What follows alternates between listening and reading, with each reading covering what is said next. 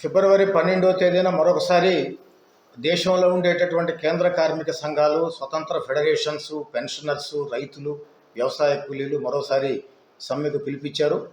ఏవైతే 4 లేబర్ కోడ్లుగా ఈ యొక్క కార్మిక చట్టాలన్నింటినీ కూడా చేశారో దానికి నిరసనగా 2019 నుంచి 6వసారి సమ్మెలోకి కార్మిక వర్గం దిగబోతూ ఉంది.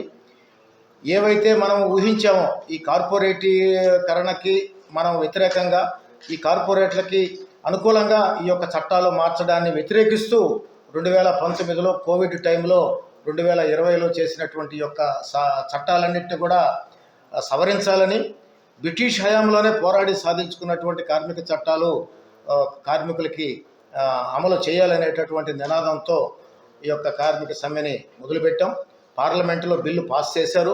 పార్లమెంటులో వామపక్షాలు మినహా అందరూ కూడా ఈ యొక్క కోడ్లకి మద్దతు పలికారు.